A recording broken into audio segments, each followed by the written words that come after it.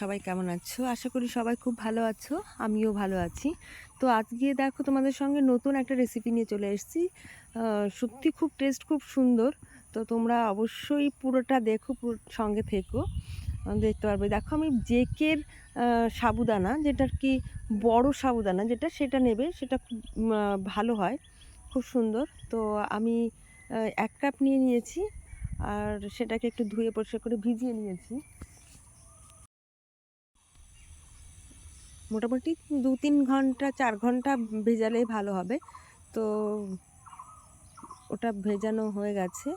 এবার নিয়ে নিয়েছি আমি ৩টে আম। আগেও দেখেছো তোমরা আমাদের গাছে প্রচুর আম হয়েছে। তো ঝড়ে এত আম পড়ে যাচ্ছে, তো কী করি ভাবলাম যে নতুন নতুন রেসিপি তোমাদের সঙ্গে শেয়ার করি।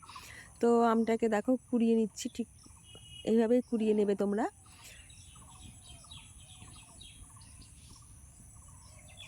আমটাকে গ্রাইন্ডার দেওয়ার দরকার নেই, ওটা বেশি ম্যাশ হয়ে যাবে। একটু দানা দানা থাকলে ভালো হবে, খেতেও টেস্ট হবে, বানাতেও খুব সুন্দর হবে।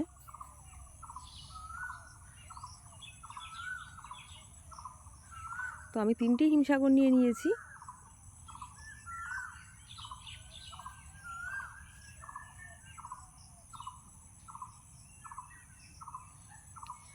তো তোমরা পুরোটাই দেখবে কি করে বানাচ্ছি, কেমন হয়। অবশ্যই তোমরা লাইক কমেন্ট সাবস্ক্রাইব করবে, জানাবে।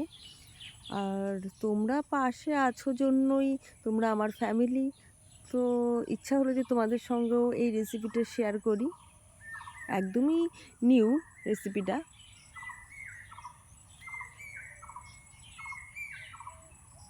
এই রেসিপিটা আমার মাসির থেকে শেখা। মধ্যপ্রদেশে আমার মাসি থাকে, তো ওখানে এইসব জিনিস খুব চলে, তো ওখান থেকেই আমার শেখা। তো ভাবলাম তোমাদের সঙ্গেও শেয়ার করি। এই দেখো সাবু ভিজে গেছে, তো আমও রেডি।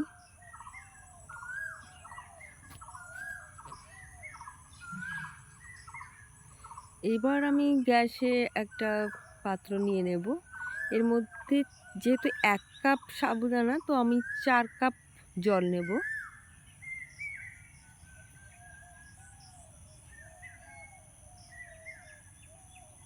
১ কাপ সাবুদানাতে ৪ কাপ জলে হয়ে যাবে। তোমরা ৪ কাপ জল নিয়ে নেবে।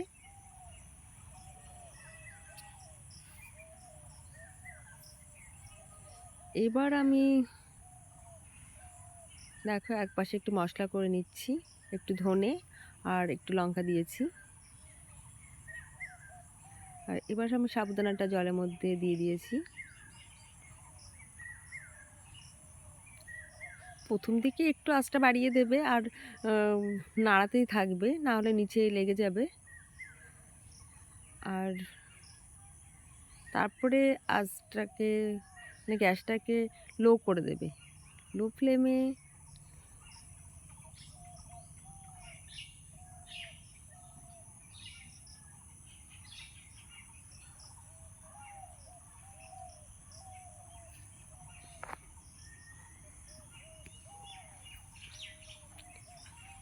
দেখো মোটামুটি বেশ খানিকটা হয়ে গেছে, বোঝা যাচ্ছে।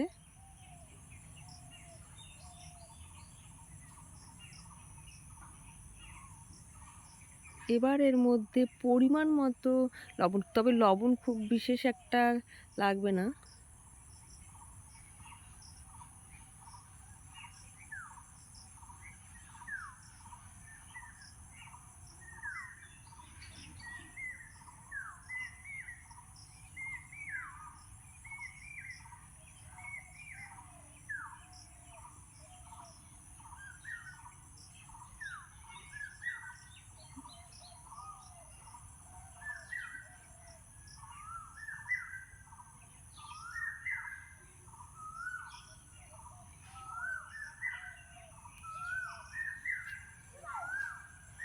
তো এবার আমরা লবণ দিয়ে দিচ্ছি, 1 চামচ মতো লবণ দিতে হবে, যেহেতু আম দেবো, তো একটু লবণ লাগবেই এর মধ্যে।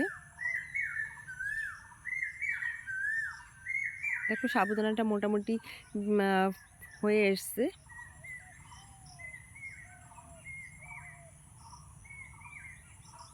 বড়দানা সাবু তো একটু রান্না হতে টাইম লাগে। তবে নাড়তে থাকতে হবে সব সময়,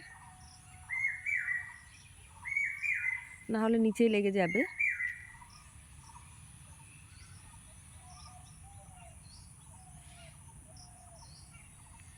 দেখো, দেখে বোঝাই যাচ্ছে।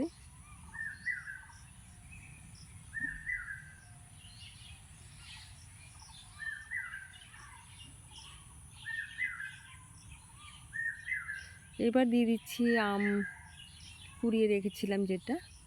তো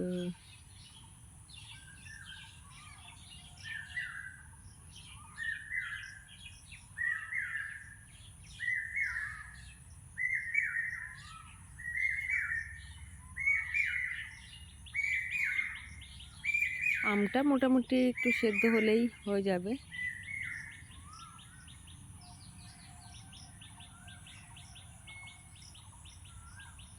আমটা পেস্ট করে দিলে এতটা সুন্দর হতো না। দেখো, আমগুলো দেখা যাচ্ছে, বোঝা যাচ্ছে যে আম দেওয়া হয়েছে।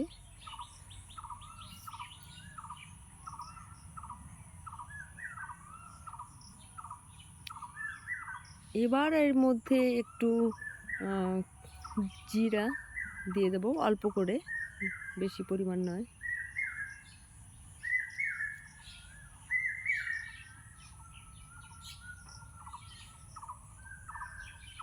মোটামুটি গাঢ় হয়ে যাচ্ছে, দেখতেই পাচ্ছ। এইবার আমরা হয়ে গেছে, বোঝাই যাচ্ছে।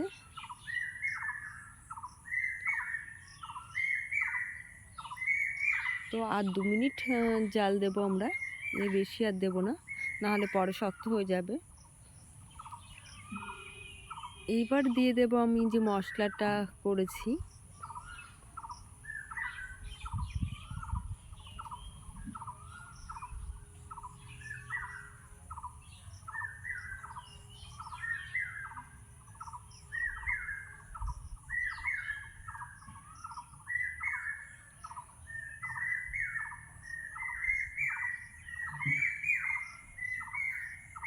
এবার দেখতে পাচ্ছ যে মশলাটা করেছি, তো এই মশলাটার মধ্যে দিয়ে দেব।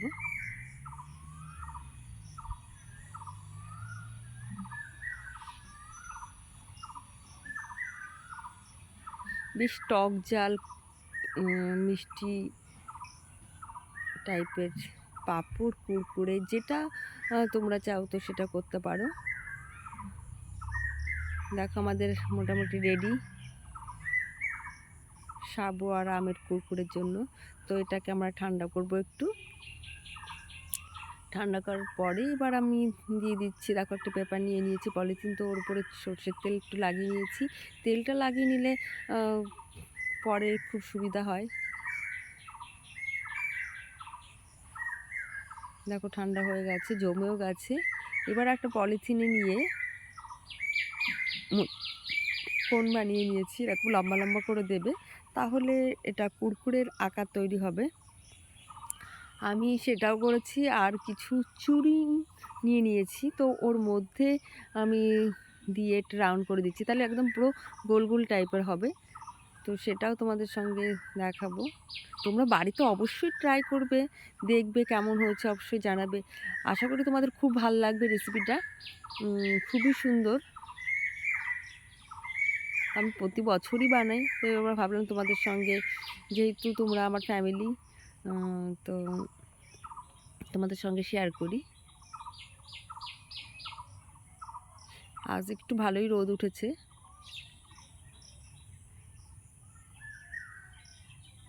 দেখো, এইভাবে করে দিয়ে দেবে তোমরা।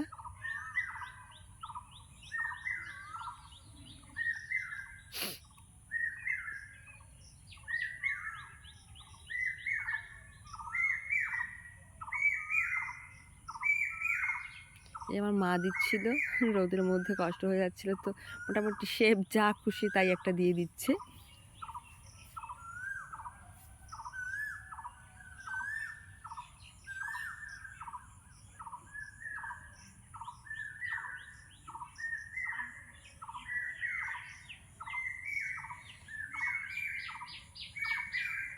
বন্ধুরা, তোমাদের যদি ভালো লেগে থাকে অবশ্যই লাইক, কমেন্ট, শেয়ার করবে।